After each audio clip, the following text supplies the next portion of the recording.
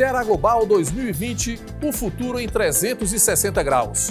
Um evento que trata de comércio exterior, investimento estrangeiro e cooperação internacional. É uma promoção e realização de Câmara Setorial de Comércio Exterior e Investimentos Estrangeiros e Câmara de Comércio Brasil-Portugal no Ceará. Patrocínio de ADESE, AECIP, APSV Advogados, Assembleia Legislativa do Estado do Ceará, BF Fortship, Banco do Nordeste, Bugabu Studio, Café Santa Clara, FIEC, Quer, Sebrae Ceará, SP Combustíveis e Universidade de Fortaleza Unifor, Fundação Edson Queiroz. Copatrocínio de Secretaria de Turismo do Estado do Ceará.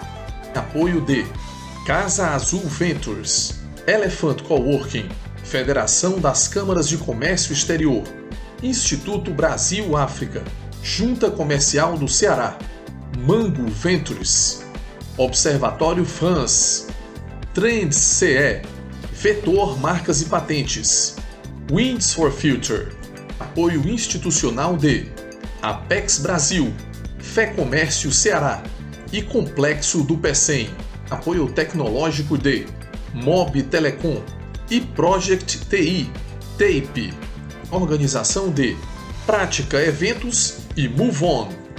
Mídia Partner, Grupo O Povo de Comunicação. Ceará Global 2020, o futuro em 360 graus.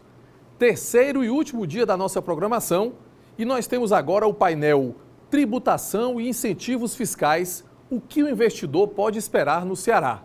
Boa tarde a todos. Boa tarde a todas as pessoas que estão nos assistindo.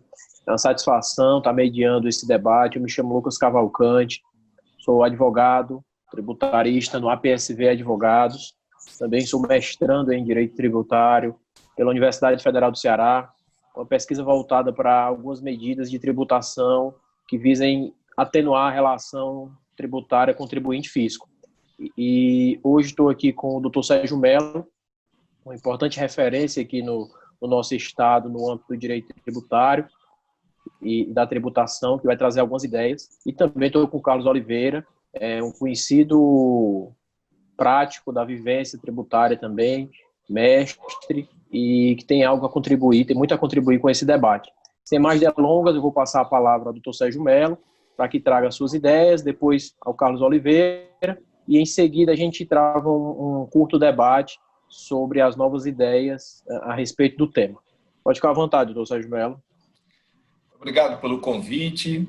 Espero que todos aqueles que vão participar desse evento possam aproveitar um pouco da nossa experiência e de alguns comentários, sem esgotar as discussões, obviamente. Então, acho que pontos principais deveriam nortear esse nosso bate-papo.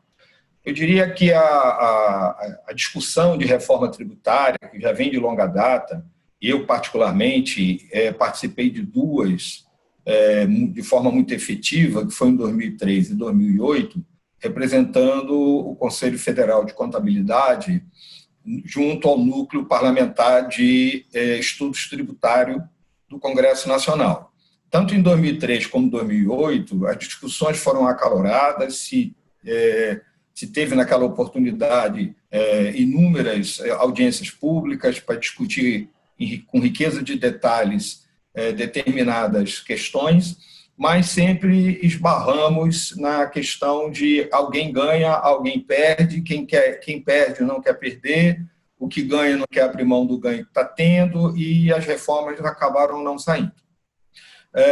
Particularmente, eu acho que nós deveríamos discutir Brasil, em termos de tributo Brasil, partindo de algumas informações importantes. O Brasil possui hoje 50% do PIB nacional em discussões tributárias, em contencioso, tanto administrativo como judicial. Nós estamos falando de importância superior à casa dos 3 trilhões de reais, onde o Brasil vive num verdadeiro manicômio tributário e que ninguém é capaz de saber qual é o procedimento correto que deve ser adotado, dado as milhares de normas existentes e que mudam a cada dia. Então, eu vejo que para enfrentar esse tipo de situação não tem outra alternativa. Temos que reformar a tributação no Brasil. Essa reforma poderia passar por duas fases, na minha visão. Uma, sem ser PEC, ou seja, através de alteração de lei, mudando aquilo que é possível sem mudar a Constituição. E, no segundo momento, aquilo que requer efetivamente mudança de Constituição, mudar a Constituição. Com isso, nós teríamos um avanço muito grande, reduzindo a quantidade de trabalho de milhares de horas que se perde durante o ano para poder apurar tributo, informar tributo, enfim, é uma parafernália de obrigações acessórias que impõe ao contribuinte ter que fazer. Então, nós poderíamos fazer uma simplificação, inicialmente não precisa de reforma tributária para isso, poderíamos fazer uma série de alterações por leis, e que traria uma certa facilidade operacional, reduziria o contencioso e reduziria o número de horas de administração de tributos. E, obviamente, que as questões mais de fundo, que são mais importantes, elas deveriam ser discutidas em PECs. Né? Nós temos hoje as duas PECs, a PEC 45 e a PEC 110, onde a PEC 45 ela busca reduzir 9 tributos, ela trata em simplificar, juntando IPI, IOF, PIS, PASEP, COFINS, CID, combustível, ICMS, ISS, enfim. É uma solução importante, porque você reduz vários tributos, passando a ter um único tributo em substituição desses 9. A PEC 110 reduz 5, reduz o IPI, reduz o PIS, a COFINS, o ICMS e o ISS. É importante ser reduzindo 5 ou reduzindo 9, o detalhe é que nós vamos simplificar. A simplificação, como eu disse, traz uma série de benefícios. Vamos enfrentar problemas da distribuição dessa arrecadação, mas isso é um problema que realmente não dá para nós discutirmos nesse momento.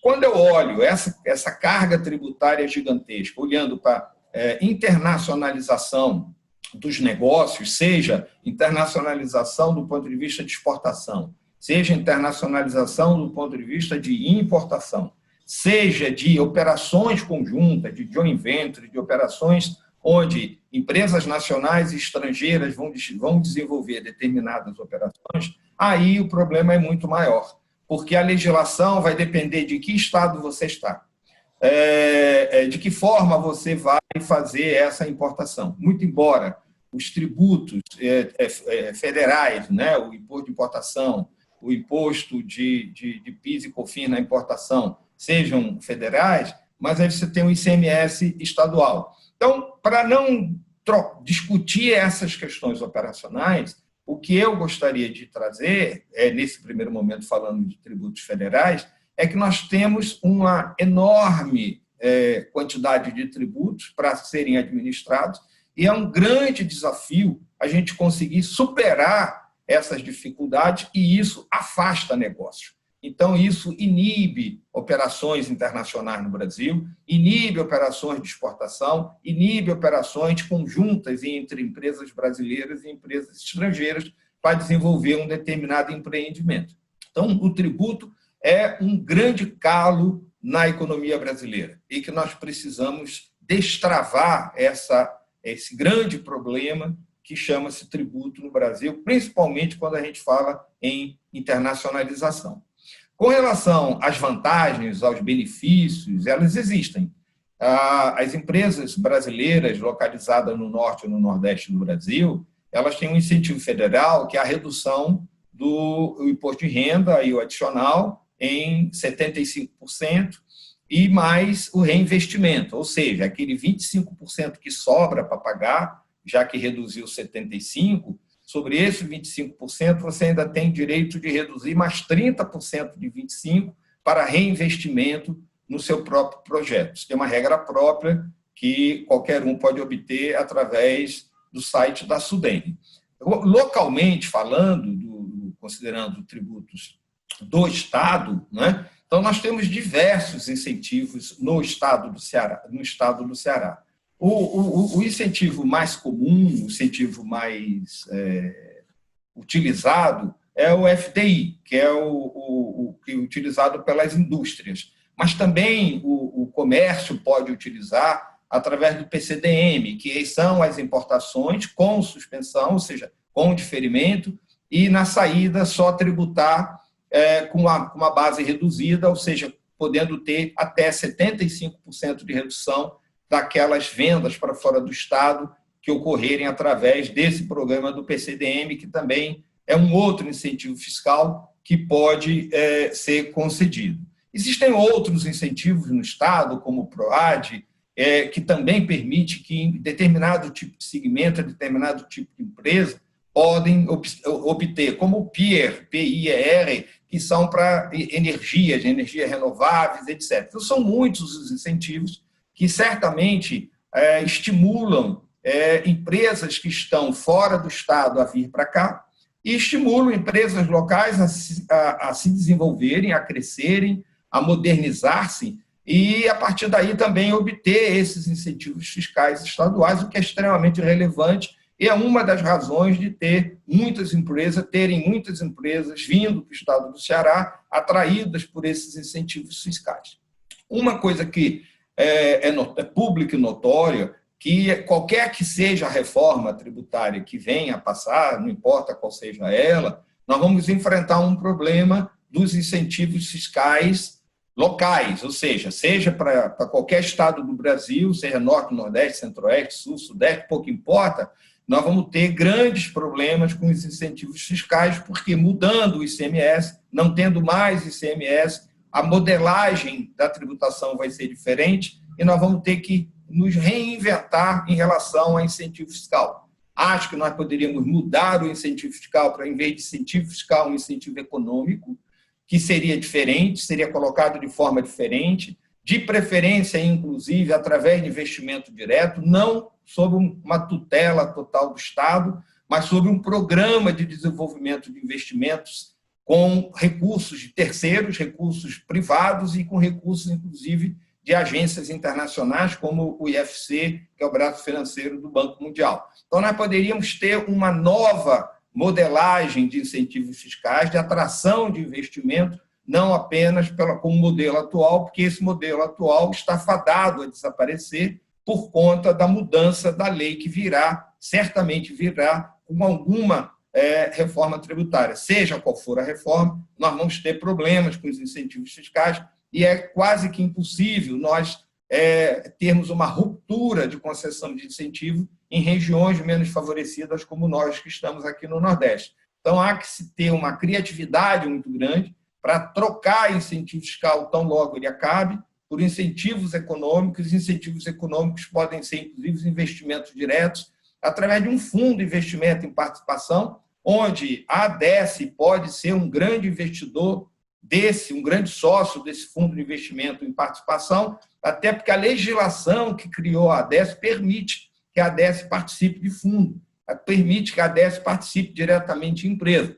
Mas a participação em fundo me parece muito mais importante, porque não é só o dinheiro que resolve o problema de uma indústria e de uma atividade econômica. É preciso governança corporativa. E um fundo poderia proporcionar para as empresas não só o investimento necessário para atuar e crescer na sua atividade, como principalmente receber um apoio de uma gestão adequada. E com isso, com uma governança corporativa, ela vai ter possibilidade de atuar melhor no mercado, entender melhor a concorrência e usar adequadamente os recursos financeiros que lhe forem aplicados. Então, em linhas muito gerais, eu acho que nós temos, do ponto de vista de tributos, esse cenário que eu passei muito rapidamente. Com relação à internacionalização, é necessário criar uma cultura exportadora. O Brasil é um país extremamente pequeno em relação à corrente de comércio, e corrente de comércio todos sabem que é a soma do que se importa com o que se exporta, e o Brasil é apenas o 141º país no mundo em corrente de comércio. O Brasil tem apenas 24% do PIB em corrente de comércio, o que é extremamente pequeno para um país com as dimensões do Brasil e com a importância do Brasil, com um PIB de 1,7 trilhão de dólares. Então, nós precisamos desamarrar, é preciso ter muita criatividade. Nós temos, por exemplo, pequenas e médias empresas que poderiam se focar no mercado internacional, mas sozinha é impossível. O ideal é que haja uma união dessas empresas através de uma coordenação, por exemplo, do SEBRAE, através de consórcios exportadores, e criando unidades de produção que se complementem e criem produtos que tenham capacidade de competição no exterior e que possam, consequentemente, se internacionalizar. A internacionalização foi a grande mola de grandes países no mundo. Hoje, muitos países no mundo vivem em função de exportação. Nós pegamos um país pequenininho como Portugal, 97% do PIB, 97% da corrente de comércio é 97% do PIB português. Você ficou confuso, mas corrente de comércio, ou seja, importação e exportação em Portugal, corresponde a 97% do PIB português.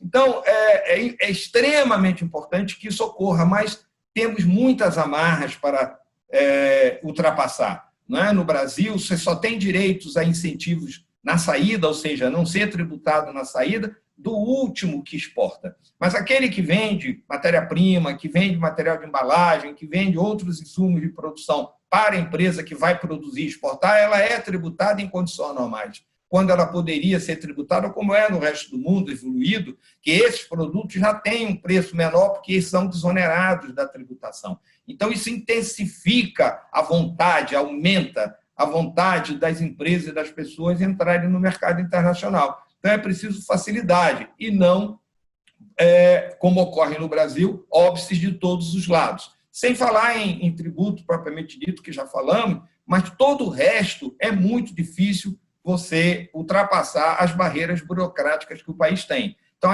essas amarras precisam ser eliminadas. Exemplo de um consórcio exportador que pode trazer uma figura nova de mercado internacional para aqueles que não conhecem o mercado internacional, porque também não é tão simples. Mas nós temos aí o Centro Internacional de Negócios da FIEC, que pode fazer um trabalho e tem feito, mas é preciso que se faça mais, é preciso que se busque mostrar para o empresário brasileiro que a internacionalização é uma enorme porta de saída para o mundo, com enormes oportunidades e ganhos incomensuráveis. Então, em linhas gerais, seriam essas as observações que eu gostaria de fazer e ouvir os colegas e ao final, o debate.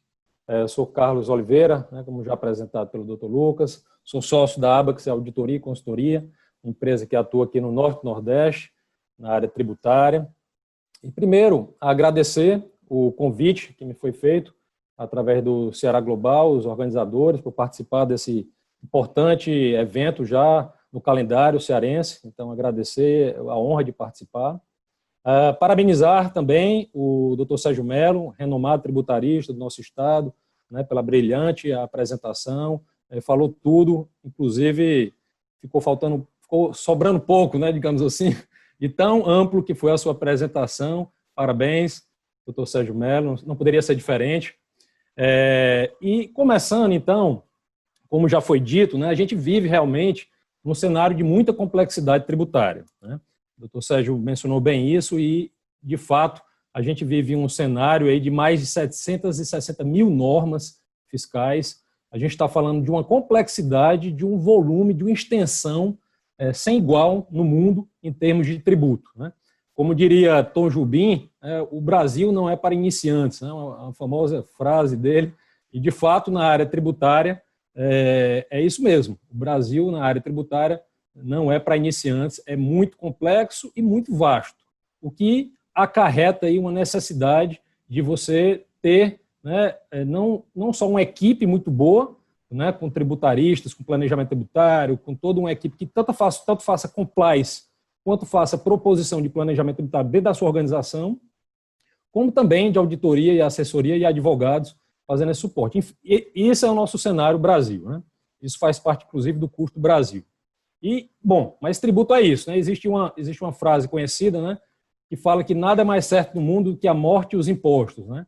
Então, não dá para fugir disso. Essa é a nossa realidade, esse é o contexto que nós estamos inseridos. Muito bem.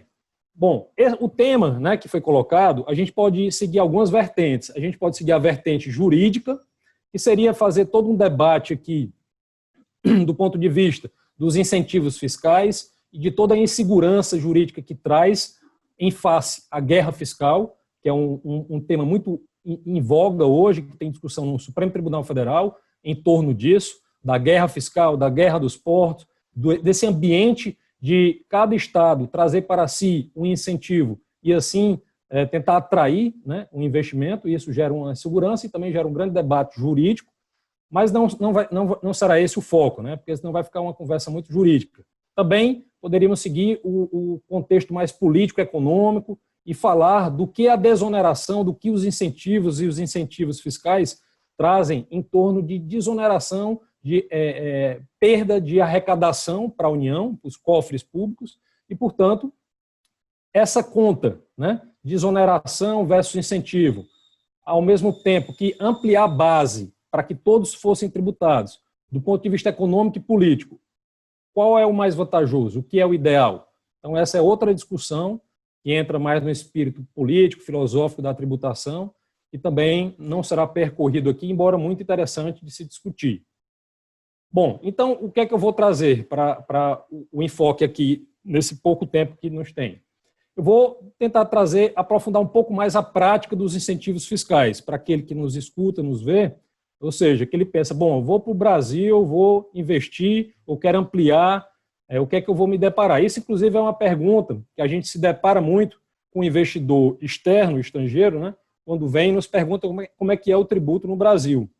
E a gente começa explicando que existe o regime do lucro real, do lucro presumido, do simples, mas no ICMS existe a carga líquida, existe o ST, existe cada município tem sua legislação, cada estado tem a sua legislação, na União tem o PIS e a COFINS, que são dois tributos, mas são iguais, o imposto de renda tem a contribuição social sobre lucro, que são dois tributos, mas são iguais à mesma base.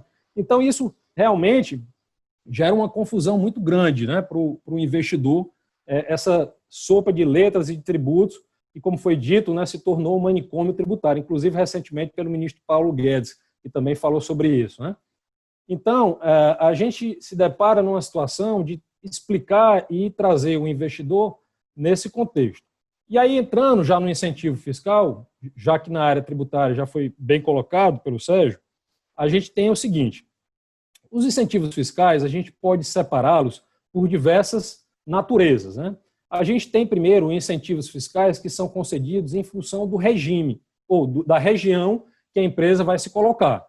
Então, se a empresa pretende se colocar no Norte e Nordeste, então tem incentivos que são específicos dessas regiões, né? A gente está falando da Sudene, muito conhecida, da década de 70, lá com o Celso Furtado, e já para diminuir as desigualdades, né, sociais, e continua vigente, e é muito importante, justamente, a desoneração do imposto de renda em 75%. Então, esse é um que decorre da região Nordeste, e, é claro, do tipo de negócio que vai se instalar aqui, aqueles que são prioritários. Então, ele, por si só, já é uma grande vantagem competitiva para a indústria que se situa no Nordeste e pleiteia esse incentivo do imposto de renda. É claro que, para isso, tem que fazer um projeto econômico e demonstrar a viabilidade desse projeto.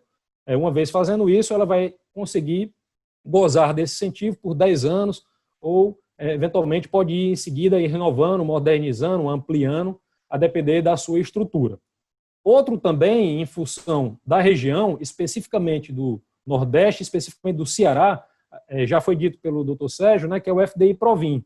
Também é um incentivo que vem da década de 70 e muito conhecido, né, trouxe aí várias indústrias como Vulcabras, Grendene, né, Gerdau, entre outras grandes indústrias que se estabeleceram, se situaram aqui enquanto indústria, visando esse incentivo, que pode chegar de 75% de ICMS, o rebate do ICMS, a 99%, a depender do caso, né?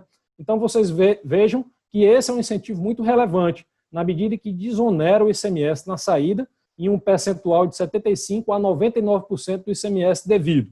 ele é inicialmente financiado, ele tem um diferimento, mas depois, efetivamente, passado a carência, ao ser quitado, ele tem também um rebate, um desconto.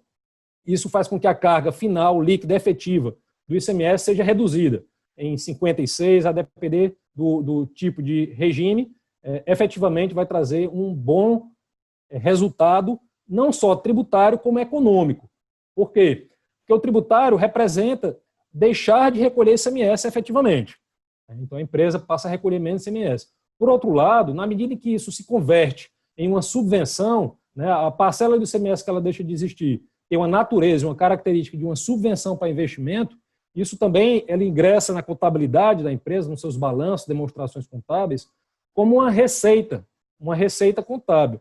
Em sendo assim, isso melhora o resultado econômico, isso gera lucro, muito embora esse lucro, de acordo com a norma, não possa ser distribuído para efeito de dividendo aos acionistas ou sócios, porém, ele melhora o lucro da empresa, os indicadores, o resultado econômico.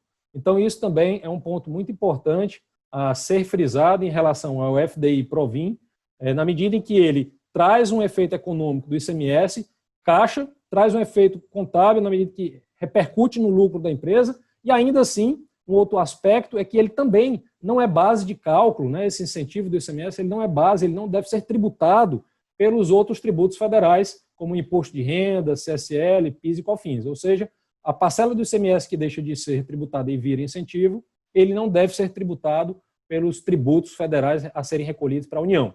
Então, esse também é um ponto que já foi muito debatido, né? Meus colegas que estão aqui conhecem bem isso, no CARF, né? Sérgio deve ter vivido isso, enfim, mas de fato é um assunto que já está mais maturado, sobretudo depois da Lei Complementar 160, que trouxe uma amplitude nesse caso, né?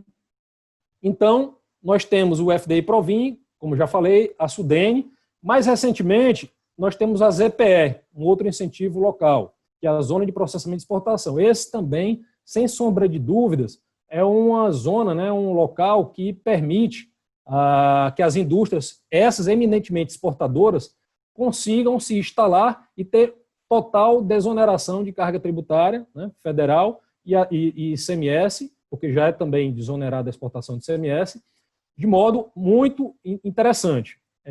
Sabe-se que ainda está modesta, né, a quantidade de empresas que se situa na ZPE, porém já temos a Siderúrgica, já temos a Fênix, enfim, e outras empresas estão se instalando na ZPE. Para aquelas que se dedicam à exportação, isso é, sem sombra de dúvida, também um ótimo incentivo fiscal. Bom, seguindo então, além de regiões, que é isso que eu falei, ou seja, simplesmente em função da região, a empresa vai encontrar um incentivo que lhe atende, seja a SUDENE, seja o FDI, seja a ZPE, simplesmente pelo fato de ser Ceará-Nordeste.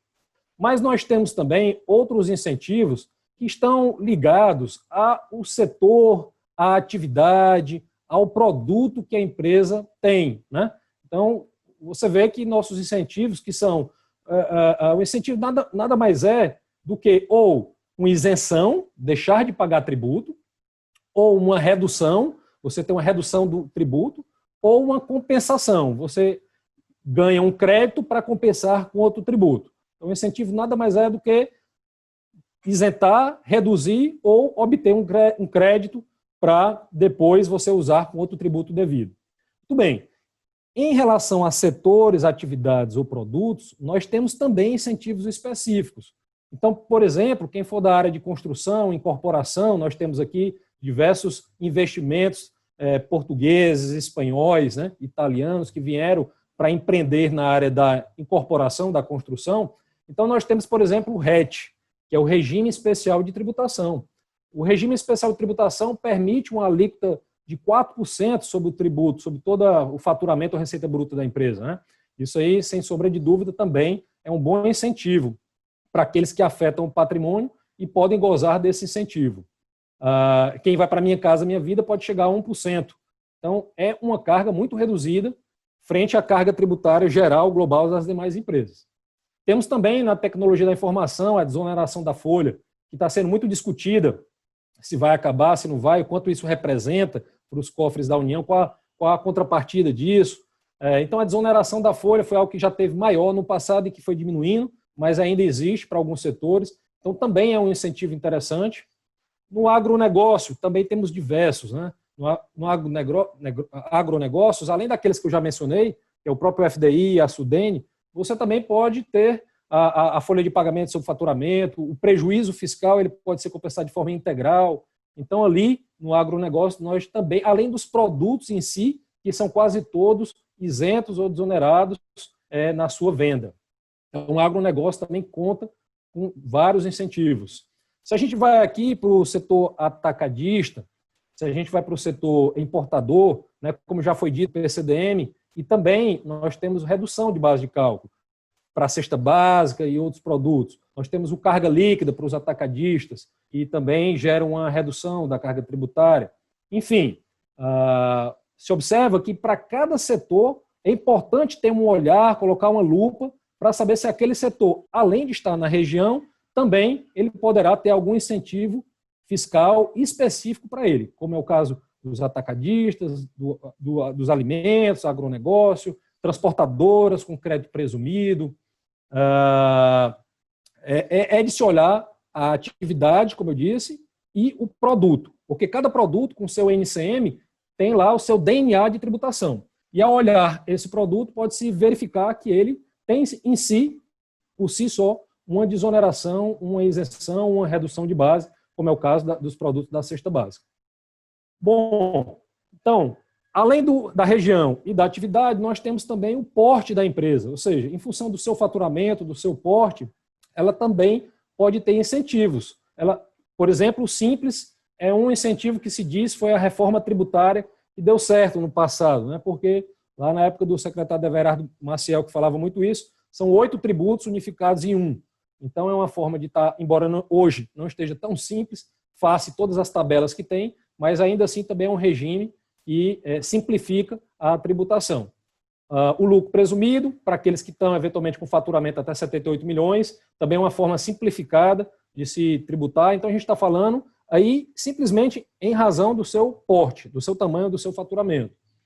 Depois, a gente segue mais e vê incentivos voltados a necessidades que o governo incentiva visando atrair negócios. Por exemplo, P&D, que é pesquisa e desenvolvimento. Então, tudo que for ligado à pesquisa e desenvolvimento, há incentivos, seja no imposto de renda, seja no IPI. Aquela empresa que deseja modernizar seu produto ou seu processo pode fazer um pleito, né, ao Ministério, à União, e depois ela vai ter a possibilidade de ter incentivo fiscal no âmbito do imposto de renda, no âmbito do IPI, de tudo aquilo que ela investir na área de pesquisa e desenvolvimento. Também temos da Lei da Informática, Lei Rouanet, né, que são aí aqueles projetos voltados para arte, cultura, audiovisual, Fundação Nacional do Idoso, enfim. São incentivos específicos que o governo possibilita, tentando fazer com que a empresa se mobilize, de algum modo, a ajudar, né, incentivar alguma atividade e, em contrapartida, ter um benefício fiscal associado. Também, então, são incentivos importantes de serem analisados, porque, em última instância, representam redução do imposto de renda devido. Bom, eu estou trazendo aqui diversos incentivos, já mais de ordem prática, para os diversos setores, mas voltando a um ponto que foi tocado na apresentação do Dr. Sérgio, realmente, em relação à reforma tributária, tudo isso tende a ser revisitado, na medida em que se caminha para um novo contexto de reforma tributária, a exemplo do que ocorre em todo mundo, né? Ou seja, todo mundo já caminhou para o IVA, todo mundo já caminhou para o imposto sobre valor agregado, e a gente está atrás disso. Né? Diversos países, até que não têm o nosso PIB, já caminharam para fazer essa transformação de ir para o imposto sobre valor agregado, e a gente está atrás disso. Né? Então, é importante que a gente caminhe nesse sentido também. A exemplo do que ocorreu lá no passado, quando o Brasil aderiu às normas internacionais de contabilidade, o IFRS. Ali foi uma inserção do Brasil no mundo globalizado do ponto de vista contábil. As nossas demonstrações conversam, têm a mesma linguagem do mundo todo, que é o mesmo padrão universal de contabilidade, chamado IFRS. A gente precisa caminhar para a mesma coisa na área tributária. A gente precisa estar no padrão mundial de contabilidade, que é o imposto sobre valor agregado, o imposto sobre e não esse nosso tributo excessivo sobre consumo em várias cadeias, diversos tributos sobre a mesma base de consumo. Então, é preciso caminhar para isso, para que a gente se torne aí sim um player competitivo no contexto mundial, né? A exemplo de outros países. Do jeito que estamos hoje, realmente, vamos continuar com o ICMS nessa guerra fiscal, porque o CBS, né, o projeto trazido pelo ministro Paulo Guedes, ele fala de PIS/COFINS, mas ele não entrou ainda no ICMS. O projeto do pessoal do CISIF, né, que é a PEC 45, essa sim, essa trouxe lá uma proposta, né, o IBS, que tem um contexto mais amplo. Lá a gente está falando de todos os tributos serem unificados. No caso do Paulo Guedes, ele está propondo apenas o PIS e COFINS. Eu entendo que o projeto da PEC 45, né, que está já mais avançado, sendo discutido, a meu ver, ele vai mais ao encontro de uma necessidade do Brasil de uma efetiva reforma tributária. É claro que ele é mais ousado, ele é mais traumático, porque ele faz já uma ruptura mais drástica do que o do Paulo Guedes, que talvez vá em etapas, né? Mas o outro, esse sim, ele traz uma base mais universal, onde todos tributam de forma mais simplificada. Poderia ser todos tributam menos, mas numa amplitude de base maior, né? E assim, a meu ver, esse projeto que está aí no Congresso, que foi submetido pelo governo, precisa conversar com os demais, sobretudo com o do CISIF, que é a PEC 45. Bom, vou me encaminhando, então, também para as perguntas. Acho que já falamos de modo geral dos incentivos, da questão da reforma tributária, e fico, então, para o Lucas e para as perguntas, para a gente poder fazer aqui um debate. Obrigado.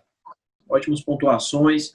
E é como eu coloquei, basicamente, eu estou só mediando aqui esses dois monstros aqui do direito tributário cearense. E aí eu quero trazer algumas ideias que eu tive durante a apresentação de vocês.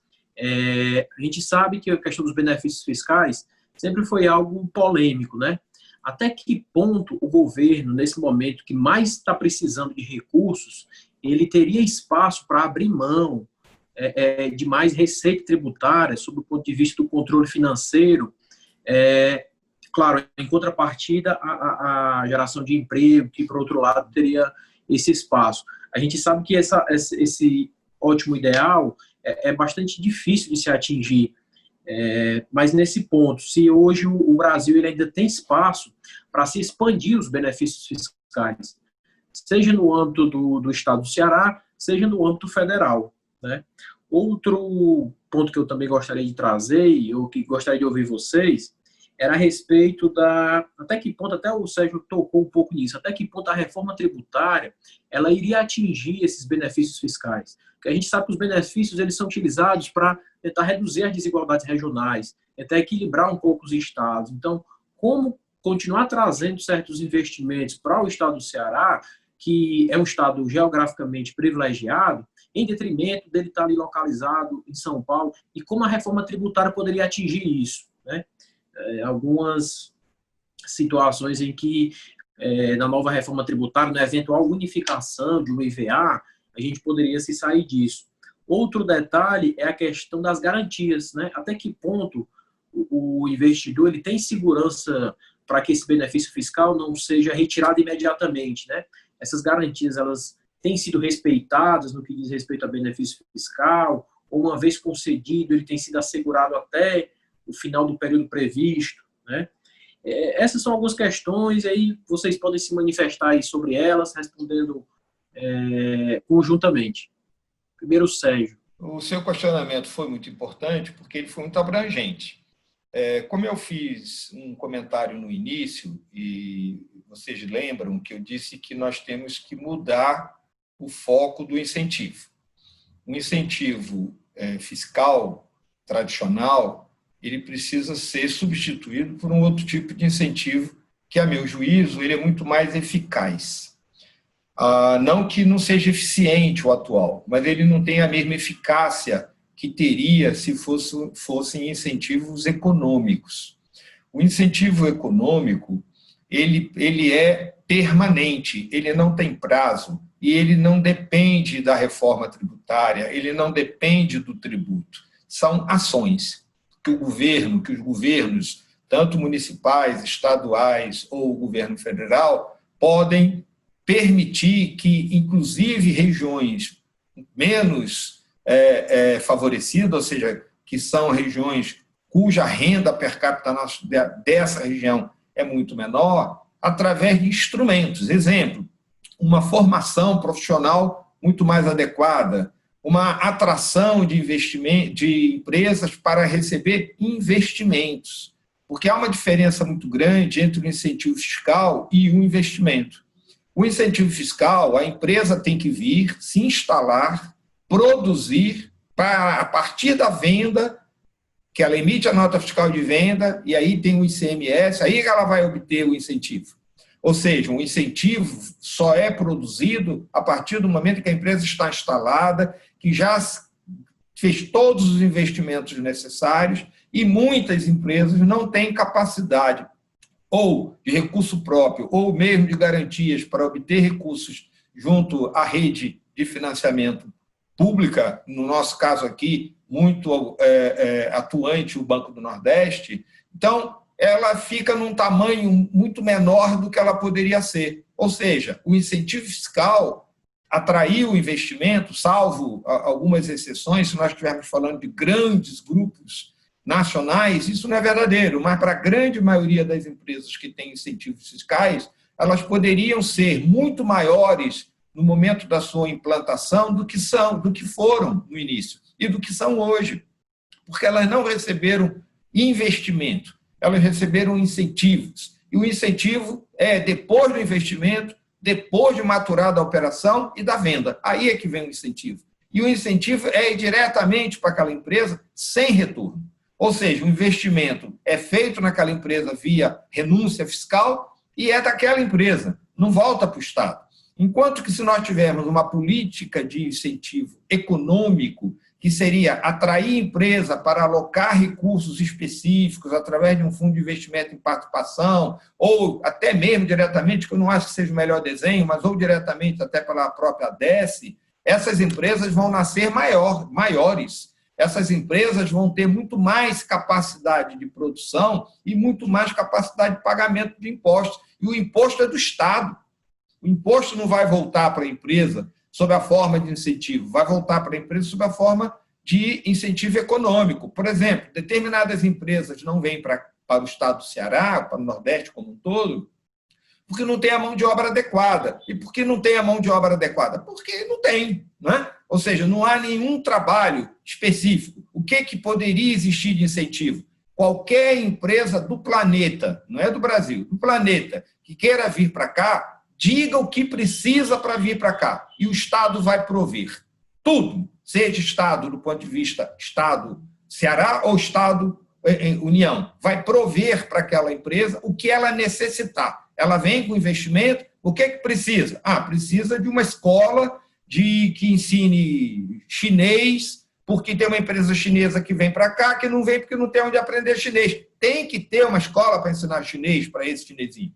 Essa empresa vem para cá, mas precisa de profissionais com conhecimento em determinada área de tecnologia que nós não temos na nossa região. Tem que ter, tem que criar essa condição através da Federação das Indústrias, através do Senai, através do IEL, através da Universidade Federal do Ceará, seja por que mecanismo for, mas tem que criar condições para que a empresa venha para cá com esse tipo de incentivo. Esse incentivo é muito maior, ele é muito mais abrangente e produz efeitos muito maiores do que um incentivo direto na veia, que é a redução do ICMS através de uma renúncia fiscal, que é muito importante, que sempre foi muito importante até agora, mas que nós estamos vendo que é preciso criar novidades, nós precisamos nos reinventar, e por isso eu acho que o incentivo deve mudar de nome. Ele deve deixar de ser um incentivo financeiro, de renúncia fiscal, para ser um incentivo econômico, que também pode ser financeiro, mas via investimento, via dotar a empresa de uma capacidade maior, melhor, de modernidade, e, inclusive, com a veia forte de governança que eu já falei no bloco anterior. Ou seja, é fundamental que nós cresçamos, mas é fundamental que tenha um alicerce forte. E o incentivo fiscal, sozinho, é muito pouco. Complementando, né, o que o Sérgio já falou, realmente, muito interessante. Só para ter uma ideia, tem um estudo do Banco Mundial, da ONU, né, e o próprio CISIF, que é o Centro de Cidadania e Inteligência Fiscal, que computou que no ano passado foi 270 bilhões, que dá 4,5 mais ou menos do PIB de renúncia fiscal. Então, ou seja, o Brasil deixou de arrecadar tudo isso, que representa esse percentual do nosso PIB que deixou de ir para os cofres públicos. Né? Isso é muito relevante. E aí, na linha, né, do que o Sérgio falou, será que se esses... Bom, só complementando. Então, teve uma desoneração, deixou-se de arrecadar quase 5% do PIB. E, efetivamente, qual o controle e o que isso trouxe? Que é uma grande pergunta. Existe medição? Qual foi o resultado efetivo disso? Bom, não é muito claro, né? O que se verifica às vezes é uma briga, né, de forças, e quem tem mais poder às vezes consegue, junto ao Congresso, puxa de cá, puxa de lá e tem os incentivos. Isso, do ponto de vista global, gera esse efeito para a economia.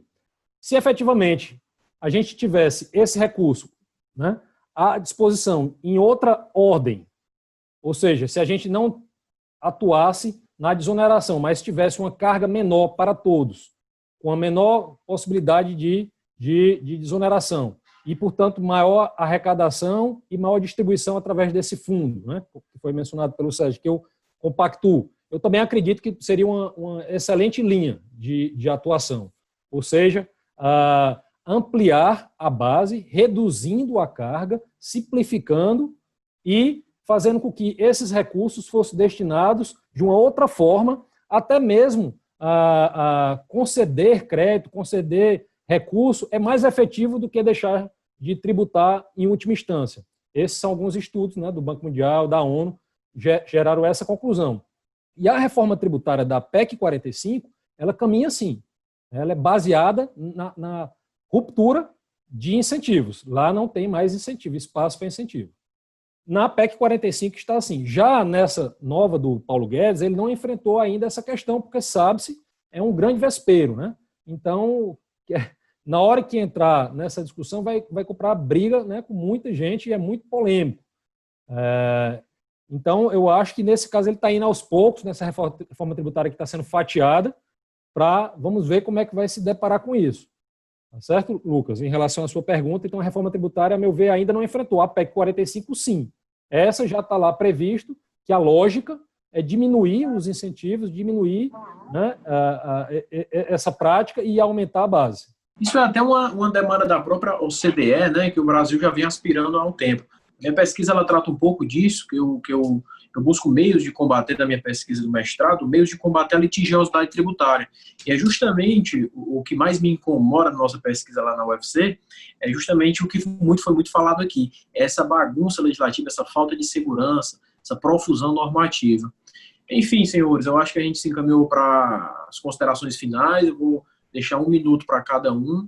E de já queria agradecer a todos vocês, foram muitas ideias, o tema é bastante polêmico, a gente vê que está na pauta das reformas tributárias, mas eu vou deixar 60 segundos para cada um, para que vocês possam fazer as considerações finais. Muito obrigado mais uma vez pelo convite. Eu fico honrado meu nome pessoal, em nome da SM Consultoria e da SM Advogados, estar presente num evento tão importante, participar com o meu colega Carlos de um debate bacana, um debate de alto nível, onde as ideias foram fluidas e eficientes, e dizer que torço que a gente consiga chegar a uma boa conclusão com a reforma tributária, onde todos ganhem, que não ganhem imediatamente, mas que ao longo do tempo o ganho seja compartilhado por todos. A reforma deve ser o máximo democrática possível.